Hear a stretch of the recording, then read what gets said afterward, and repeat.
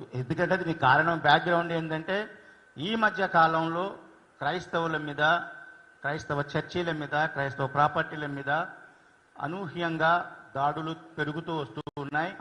అంతేకాకుండా ఆయనను వ్యక్తిగతంగా కొంతమంది చంపుతామని బెదిరించినట్టుగా కూడా సోషల్ మీడియాలో వచ్చింది.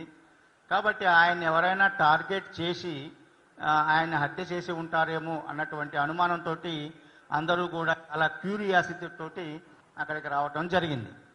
అయితే పోలీసులు ఆ రోజు అంటే అది 24 రాత్రి 11:42 తర్వాత ఈ సంఘటన జరిగినట్టుగా తెలుస్తూ ఉంది సీసీటీవీ ఫుటేజీల ద్వారా. అయితే పోలీసులకి మరుసటి దినం 8:45 ప్రాంతంలో 112 మీద వారికి సూచన అందటం, ఆ తర్వాత పోలీసులు రావటం, అక్కడ ఘటనా స్థలాన్ని చూడటం, ఆ తర్వాత అక్కడ డెడ్ బాడీని అవన్నీ తీసుకొని వెళ్ళటం అన్నీ జరిగినాయి. ఇది మామూలుగా పోలీసు వారు చేసే ప్రక్రియ అంతా కూడా జరిగింది. అయితే సోషల్ మీడియా వేదికగా అనేక మంది అనేకమైన అనుమానాలు వ్యక్తం చేస్తూ ఉన్న సందర్భంలో ఎస్పీ గారు, కలెక్టర్ గారు అక్కడ ప్రతిస్పందించి ఈ లోపల ముఖ్యమంత్రి గారు, ఆ తర్వాత ఇంకా ముఖ్యమంత్రి గారు ముఖ్యంగా ప్రతిస్పందించి డీజీపీ గారికి చెప్పటం, ఎస్పీ గారు కూడా వెంటనే ఒక స్పెషల్ ఇన్వెస్టిగేటివ్ టీంని ఏర్పాటు చేయటం, అలాగే ఇంక్వెస్ట్ ఒక ఎగ్జిక్యూటివ్ మ్యాజిస్ట్రేట్ యొక్క పర్యవేక్షణలో ఆయన అక్కడ ఉన్నప్పుడు ఆయన ముందు అది జరగటం, ఆ తరువాత పోస్ట్ మార్టానికి కూడా ఒక టీమ్ ఆఫ్ డాక్టర్స్ని అపాయింట్ చేయటం, ఆ టీమ్ ఆఫ్ డాక్టర్స్ చేయడమే కాకుండా జరిగే ప్రాసెస్ అంతా, పోస్ట్ మార్టం ప్రాసెస్ అంతా కూడా ట్రాన్స్పరెంట్గా ఉండటం కోసం వీడియో కెమెరాలో దాన్ని రికార్డ్ చేస్తూ తీసుకోవటం, ఈ క్రిస్టియన్ అంటే విక్టిమ్ తరపున ఉన్నటువంటి వాళ్ళను కూడా అక్కడ ఉండటానికి పిలవటం, ఇవన్నీ కూడా జరిగినాయి. దాంతో నిష్పక్షంగా ఇన్వెస్టిగేషన్ కోరుతున్నటువంటి క్రైస్తవ లీడర్స్ అంతా కూడా సరైనటువంటి ఇన్వెస్టిగేషన్ ప్రాసెస్ జరుగుతుందని చెప్పేసి మేము ఆశించాం. అయితే అనుమానించట్లేదు ఇప్పుడు కూడా. ఆ తర్వాత ఎస్పీ గారు కానివ్వండి, ఐజీ గారు కానివ్వండి ఒక ప్రెస్ కాన్ఫరెన్స్ అక్కడ రాజమండ్రిలో పెట్టి వాళ్ళు కొన్ని సీసీటీవీ ఫుటేజీలను 2-3 రోజుల్లో వాళ్ళు కలెక్ట్ చేసిన సీసీటీవీ ఫుటేజీలని షార్ట్ పిఎం రిపోర్ట్ని చెప్పుతూ వారు కొన్ని ఇవన్నీ చెప్పారు. ఇది ఫైనల్ కాదు, మాకు ఇంకా ఒక నిర్ధారణకు మేము రాలేదు, కారణం ఏంటనేది.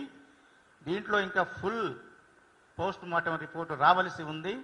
అలాగే ఇంకా సీసీటీవీ ఫుటేజీలు కూడా మాకు ఆ దారి మొత్తంలో తీసాం, కానీ విజయవాడలో తీయవలసినటువంటి ఒక 3-4 గ్యాప్ అక్కడ ఉంది. అది ఎక్కడ ఉన్నారనేది విజయవాడలో సీసీటీవీ ఫుటేజీలు మేము కలెక్ట్ చేయాలి అని చెప్పారు. అది మేము కలెక్ట్ చేస్తున్నాం. ఇవన్నీ రాగానే మరొకసారి మేము ప్రెస్ మీట్ పెట్టి మేము విషయాలన్నీ కూడా ప్రెస్ ముందుకు ప్రజలకు తీసుకెళ్తాము అని చెప్పారు. అది చెప్పినటువంటి మరుసటి రోజునే మనం చూస్తూ ఉన్నాం అనేక సీసీటీవీ ఫుటేజ్ యొక్క వీడియోస్ వైరల్ అయినాయి సోషల్ మీడియాలో. ప్రవీణ్ పగడాల గారిని ఒక రోడ్డు సైడ్ తాగుబోతుగా చూపించడానికి ఒక ప్రయత్నం ఇక్కడ జరిగింది. ఇప్పటికీ కూడా ఏంటంటే ఆ ప్రయత్నం ఆయన తాగి అట్లా ఆ మత్తులో బండి నడపటం వలన యాక్సిడెంట్ అయి చనిపోయారు అని చెప్పేసేటటువంటి ఒక నరేటివ్ని సోషల్ మీడియా వేదికగా వైరల్ చేసి దాన్ని పనిగట్టుకుని చేయటం జరిగింది. ఈ సందర్భంగా ఈ వేదిక ముఖంగా నేను అందరితో రిక్వెస్ట్ చేసేది, నివేదన చేసేది అంటే మా అందరి తరపున ప్రవీణ్ పగడాల గారు చాలా ప్రాముఖ్యమైనటువంటి మేధావి, చాలా ప్రాముఖ్యమైనటువంటి క్రైస్తవ నాయకులు, ప్రాముఖ్యమైనటువంటి పాస్టరు.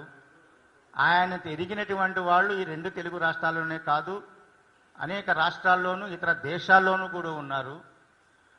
టీవీ మాధ్యమం ద్వారా కానివ్వండి, యూట్యూబ్ల మాధ్యమం ద్వారా కానివ్వండి, ఆయన గుర్తుపట్టిన వాళ్ళు దాదాపుగా ఎవరు ఉండరు. అలాంటి వ్యక్తి రోడ్డు మీద వెళుతూ వైన్ షాపులో వైన్ బాటిల్స్ కొనుక్కొని రోడ్డు మీద కూర్చొని తాగి బండి నడపలేక అలిసిపోయి ఎక్కడో రోడ్డు పక్కన పార్కులో రెస్ట్ తీసుకొని ఆ ఫుట్పాత్ మీద కూర్చొని వెళతారని చెప్తే అది నమ్మటానికి ఎవరు కూడా, అంటే చదువు సంధ్య లేని ఏ పామరుడు కూడా దాన్ని ఎవరు కూడా నమ్మటానికి సిద్ధంగా ఉండరు. ఇది అందరూ ఆలోచించవలసినటువంటి విషయం. అయితే మేము ఈ మీటింగ్ ప్రెస్ మీట్ ద్వారా 2 రకాలైనటువంటి మాటలను ఇక్కడికి తీసుకొని రావాలనుకుంటున్నాం. మొదటిది, క్రైస్తవుల్లో కూడా అనేక మంది యాక్టివిస్టులు, యువ పాస్టర్లు కొంతమంది, యూట్యూబర్లు కొంతమంది అనేకమైనటువంటి అనవసరమైనటువంటి ఈ మీడియా, సోషల్ మీడియాలో ఇన్వెస్టిగేషన్ చేస్తూ వాళ్ళ పాండిత్యాన్ని ప్రకటిస్తూ వాళ్ళు అనేకమైనటువంటి స్పెక్యులేషన్ మీడియాలో పెట్టారు.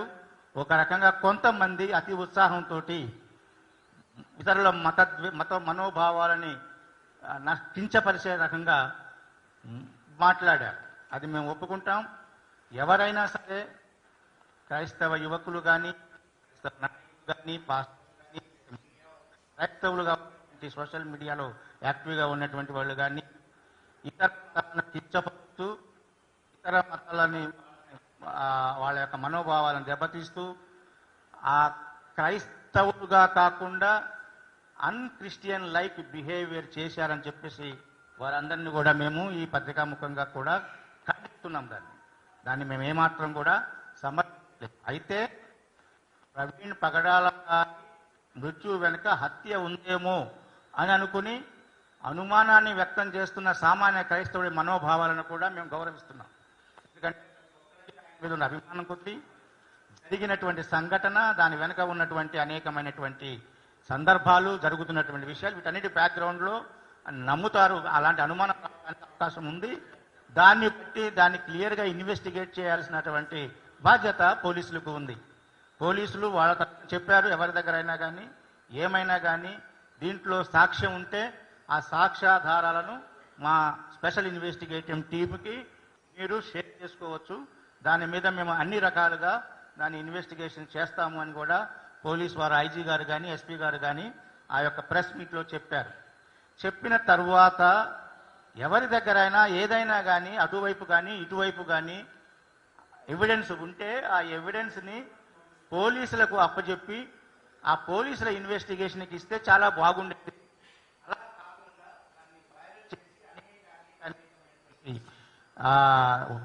వాళ్ళు చెబుతున్నటువంటి ఆ సీసీటీవీ ఫుటేజీలని వైరల్ చేసి ఒక రకంగా ప్రవీణ్ పగడాల గారిని ఆయన యొక్క క్యారెక్టర్ అసాసినేషన్ చేయటం జరిగింది. దీన్ని కూడా మేము ఈ ఖండిస్తున్నాం. 2 కూడా మేము యాక్సెప్ట్ చేయకుండా ఉండాలి. ఒకవేళ ఎవరి దగ్గర కానీ ఏమైనా ఎవిడెన్స్ ఉంటే అది పోలీసులకు, పోలీసులు అన్ని పరీక్షించిన తర్వాత వాళ్ళు నిజమని వాళ్ళు బయట పెడితే దాన్ని మేము యాక్సెప్ట్ చేయడానికి ఆలోచించవచ్చు. అది కాకుండా ప్రైవేటు వ్యక్తుల ద్వారా ఎందుకు ఈ వీడియో, ఈ సీసీటీవీ ఫుటేజీలు సర్క్యులేట్ చేయాల్సిన అవసరం ఏర్పడింది. నేను ఆ రోజే ఉన్నత అధికారులతో మాట్లాడాను, పోలీస్ అధికారులతో మాట్లాడినప్పుడు వాళ్ళు ఏమన్నారంటే ఇది మేము పెట్టినటువంటి సర్క్యులేట్ చేస్తున్నటువంటి ఫుటేజీలు కావు, ఇవి మాకు సంబంధం లేదు అని చెప్పారు. అలాంటప్పుడు ఈ ఫుటేజీలని సర్క్యులేట్ చేయడానికి ఎవరికి అవసరం వచ్చింది? ఇది నెంబర్ 1.